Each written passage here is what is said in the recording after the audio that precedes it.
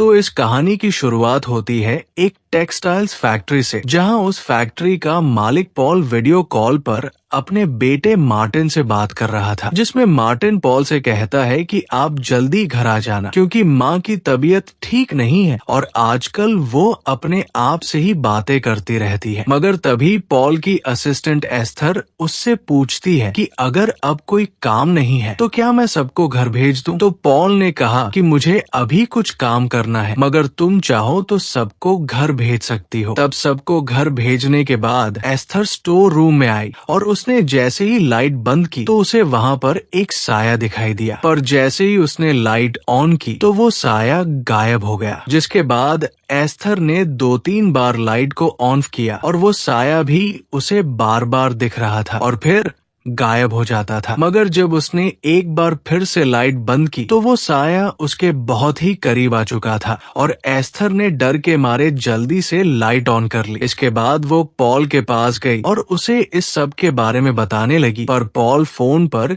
किसी से बात कर रहा था, इसलिए वो उसकी बात को अनसुना करते हुए उसे घर भेज देता है। लेकिन कुछ देर बाद जब पॉल अपने ऑफिस से बाहर आया तो उसे भी वहाँ पर वही साया दिखाई दिया, जिसके बाद वहाँ की लाइट्स अपने आप ही बंद हो गई और जब पॉल ने सेंसर्स की मदद से लाइट्स को ऑन किया तो वो साया अब उसके और भी पास आ गया था। तब डर के मारे पॉल अपने ऑफिस की ओर भागने लगा, मगर बीच बीच में अंधेरा होने का फायदा उठाकर उस साये ने पॉल के पैर पर हमला कर दिया, जिसके बाद वो पॉल की ओर बढ़ने लगा। मगर तब तक पॉल को ये समझ आ चुका था कि ये साया लाइट में नहीं आ सकता और इसी बात का फायदा उठाकर वो भागकर अपने ऑफिस के अंदर चला गया और उसने दरवाजा बंद करके उस साये को मारने के लिए एक बैट उठा लिया। मगर तभी वहाँ की सारी लाइट्स बंद हो गई और उस साये ने पॉल को मार दिया। अब यहाँ से कहानी थोड़ा आगे बढ़ती है, जहाँ हम पॉल की सौतेली बेटी रेबिका को देखते हैं, जो कि घर से बाहर रहती है और उसका ब्रेट नाम का एक बॉयफ्रेंड भी है। दूसरी ओर हम पॉल के बेटे मार्टिन को देखते हैं, जो कि अपने कमरे में बेड पर लेटा हुआ था, पर तभी उसे बाहर से कुछ आवाज आई और वो डरता हुआ अपनी माँ के कमरे में चला आया, जहाँ उसने देखा कि उसकी माँ किसी से बात कर रही थी, जबकि उस कमरे में उसकी माँ के अलावा और कोई भी नहीं था। जिसके बाद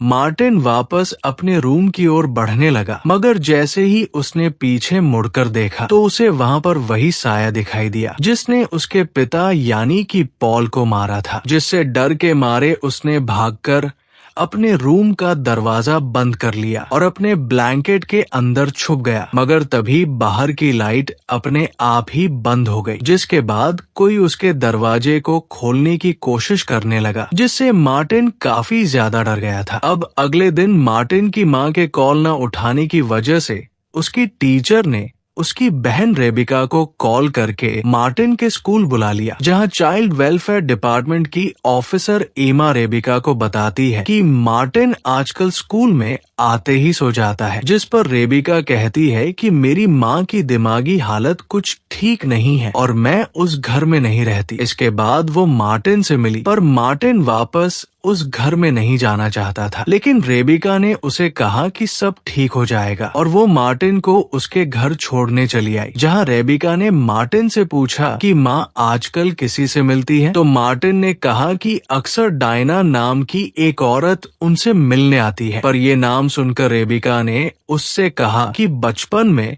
मुझे भी डायना के सपने आते थे, पर डायना सिर्फ एक सपना है, इसलिए तुम्हें उससे डरने की कोई जरूरत नहीं। जिसके बाद रेबिका अपनी माँ से मिली और उनसे कहने लगी कि मुझे पता है आपने अपनी डिप्रेशन की दवाई लेना बंद कर दिया है, इसलिए आपको डॉक्टर से मिलना चाहिए। पर उसकी माँ उल्टा रेबिका को ही बुराबला कहने लगी, जिससे गुस्सा होकर रेबिका ने मार्टिन को अपने घर ले जाने का फैसला किया। वही मार्टिन जब अपना सामान पैक करके बाहर आने लगा तो उसे एक दरवाजे के पीछे किसी के होने का एहसास हुआ और वो उस दरवाजे के अंदर देखने की कोशिश करने लगा, मगर तभी वो दरवाजा अचानक से बंद हो गया और उसे उस दरवाजे के पीछे एक बार फिर से वही साया दिखाई दिया। जिसके बाद वो जल्दी से भागकर बाहर आया और रेबिका के साथ उसके घर चला आया। मगर ब्रेड को रेबिका का मार्टिन को यहाँ लाना पसंद नहीं आया, क्योंकि उसे लगा कि रेबिका ऐसा करके अपनी माँ को चोट पहुँचा रही है। पर रेबिका ने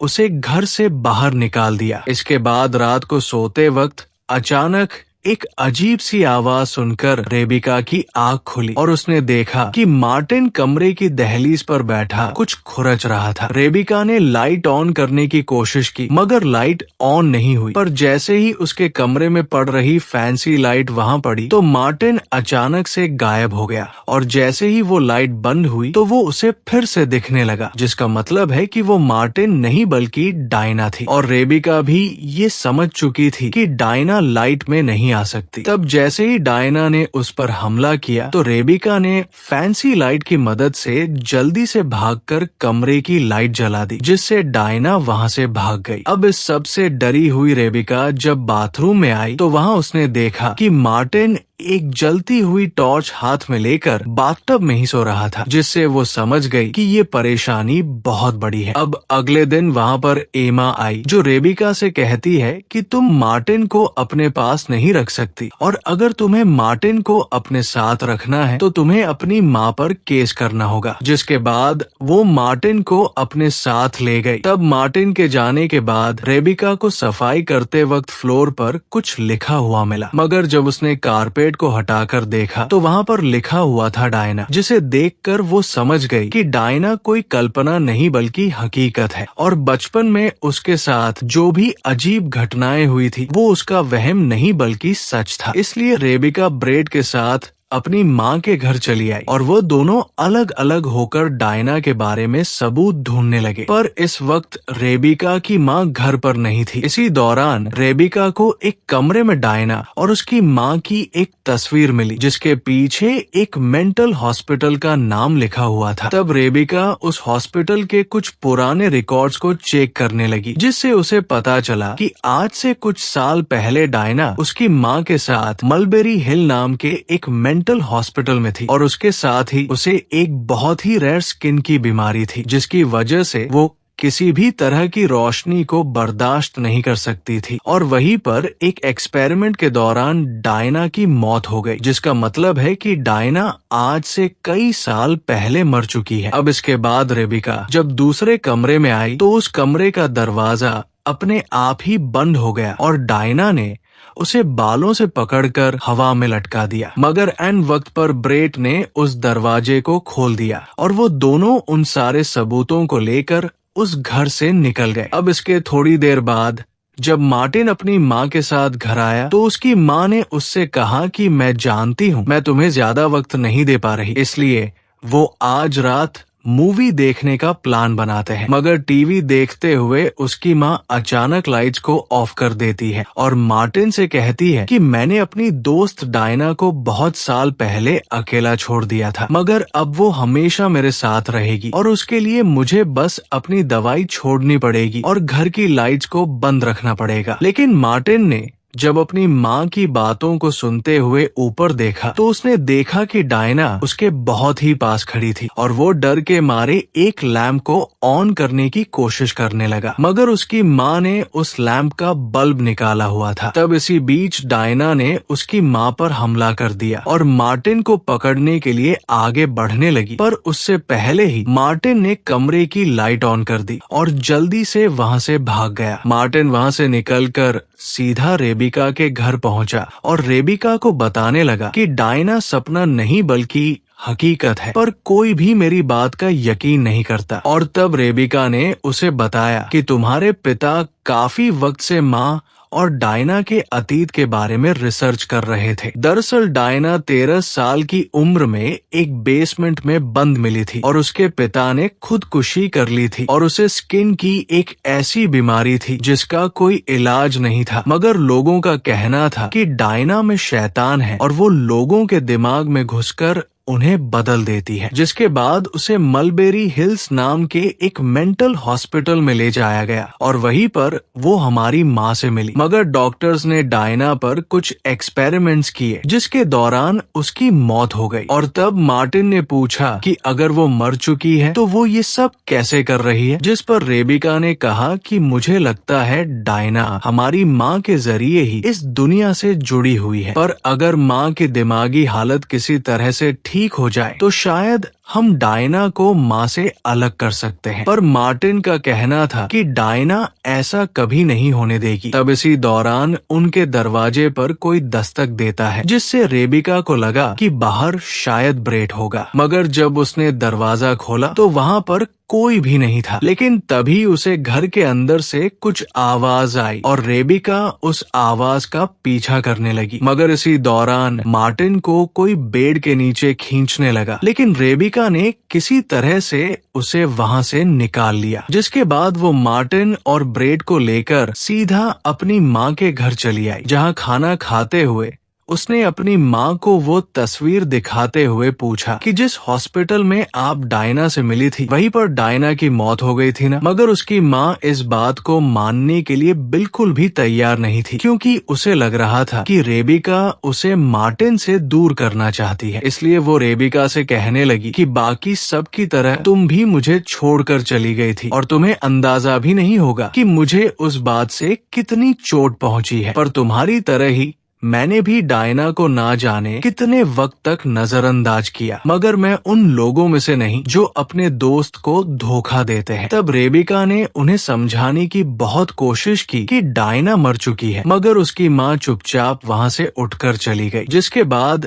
रेबिका ने मार्टिन से कहा कि तुम चाहो तो आज भी मेरे घर पर सो सकते हो। पर मार्टिन कहता है कि वो हमारी माँ है और उन्हें इस वक्त हमारी जरूरत है, इसलिए मैं उन्हें अकेला नहीं छोड़ सकता। जिसके बाद रेबिका और ब्रेट ने आज रात यही रुकने का फैसला किया, मगर सोने से पहले उन्होंने अपनी सुरक्षा के लिए लाइट के सारे स्विच ऑन कर दिए। उसके साथ ही उन्होंने सारे लैंप्स में भी वापस बल्ब लगा दिए और मोमबत्तियां जलाकर वहां पर काफी सारी रोशनी कर ली। जिसके बाद रेबिका मार्टिन को बताने आई कि मैं और ब्रेट नीचे ही सोने वाले हैं। पर मार्टिन ने उससे पूछा कि क्या आज आप मेरे साथ सो सकती हैं? तो रेबिका ने उसकी बात मान ली। जिसके बाद वो ब्रेट को बताने आई कि मैं आज मार्टिन के साथ सोने वाली हूँ और ब्रेट को गुड नाइट बोलकर वो मार्टिन के कमरे की ओर बढ़ने लगी। पर जाते वक्त उसने अपनी माँ के कमरे का दरवाजा खटखटाया और उनसे कहा कि आज रात मैं यही रुक रही हूँ। तब ये सुनकर उसकी माँ ने दरवाजा खोला और चुपके से रेबिका के हाथ में एक कागज का टुकड़ा पकड़ा हुआ उसे अपना ध्यान रखने के लिए कहा। मगर तभी डायना ने उन्हें अंदर खींच लिया और जब रेबिका ने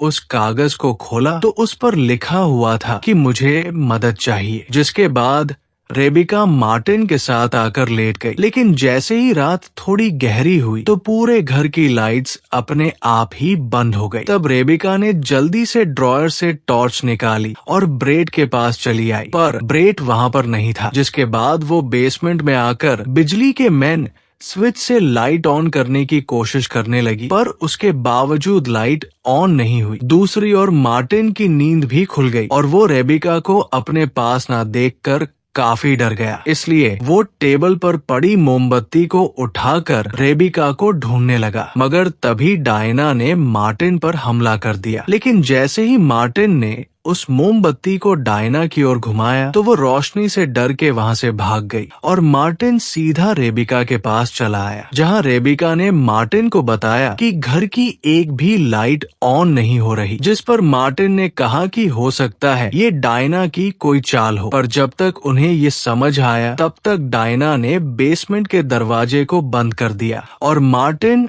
और रेबिका वहाँ फंस गए। तभी ब्रेट वापस घर के अंदर आया और उसे रेबिका और मार्टिन के चिल्लाने की आवाज सुनाई दी। पर जैसे ही उसने बेसमेंट के दरवाजे को खोलने की कोशिश की तो डायना ने उस पर हमला कर दिया, जिससे ब्रेट के हाथ से टॉर्च गिर गई। तब ब्रेट ने जल्दी से अपना मोबाइल निकाला और उसकी रोशनी से डायना से दूरी बनाने की कोशिश करने लगा, मगर डायना ने फिर से उस पर हमला किया और उसका मोबाइल भी तोड़ दिया, जिसके बाद ब्रेट घर से बाहर भाग आया। मगर तभी एक जगह पर अंधेरा होने की वजह से डायना ने एक बार फिर से ब्रेट को पकड़ लिया, लेकिन इस बार ब्रेट ने अपनी जेब से कार की चाबी निकाली और कार की लाइट्स को ऑन कर दिया, जिससे डायना वहां से गायब हो गई और ब्रेट कार में बैठकर वहां से भाग गया। तब उसकी गाड़ी की आवाज से रेबिका और मार्टिन को भी पता चल गया था कि ब्रेट यहाँ से जा चुका है, इसलिए वो अपनी सुरक्षा के लिए बेसमेंट के नीचे चले आए और उन्होंने वहां पड़े हुए पेपर्स को जलाकर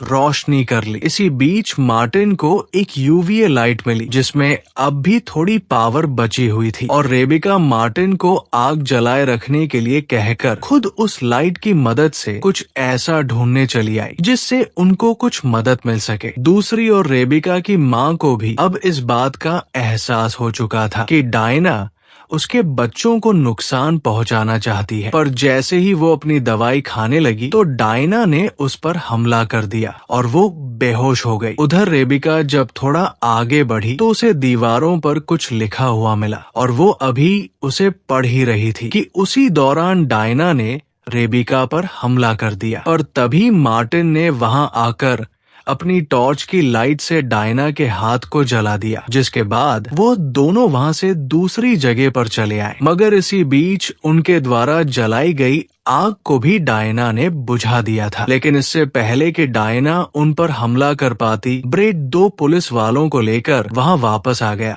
और उन पुलिस वालों ने घर के अंदर आते ही बेसमेंट का दरवाजा खोलकर रेबिका और मार्टिन को बाहर निकाल लिया। पर डायना ने उन पुलिस वालों पर भी हमला किया और एक एक करके उन दोनों को मार दिया। तभी ब्रेट रेबिका के कहने पर मार्टिन को घर से बाहर ले गया और रेबिका अपनी माँ को ढूंढने लगी, पर जैसे ही वो ऊपर आई तो डायना ने एक बार फिर से उस पर हमला कर दिया, जिसमें टॉर्च रेबिका के हाथ से गिर गई और डायना ने उसे उठाकर नीचे फेंक दिया, जिसके बाद वो रेबिका को मारने के लिए उसकी ओर बढ़ने लगी। मगर इसी बीच रेबिका की माँ वहां पहुंचकर डायना को गन से शूट करने लगी, लेकिन डायना पर उसका कोई असर नहीं हुआ, जिससे वो समझ गई कि डायना मेरे दिमाग से जुड़ी हुई है। इसलिए उन्होंने अपने बच्चों को बचाने के लिए अपने आप को ही गोली मार ली, जिससे उनके साथ साथ डायना का भी अंत हो गया। और आखिर में हमें उस घर के बाहर बहुत सारी पुलिस की गाड़ियों को दिखाया जाता है, जहाँ रेबिका, ब्रेट और मार्टिन भी बैठे हुए थे और उन्होंने ये फैसला किया कि आज से वो तीनों इसी घर में एक साथ रहेंगे। और इसी के साथ ये कहानी यहीं पर खत्म हो जाती है। तो वीडियो पसंद आई हो तो वीडियो को लाइक जरूर करना, और अगर आप इस चैनल पर पहली बार आए हो या फिर अभी तक इस चैनल को सब्सक्राइब नहीं किया तो ज्यादा मत सोचो और जल्दी जल्दी से इस चैनल को सब्सक्राइब कर लो, क्योंकि इस चैनल पर अक्सर ऐसी डरावनी कहानियां आती रहती है। खैर, अब मैं आपसे मिलूंगा नेक्स्ट वीडियो में,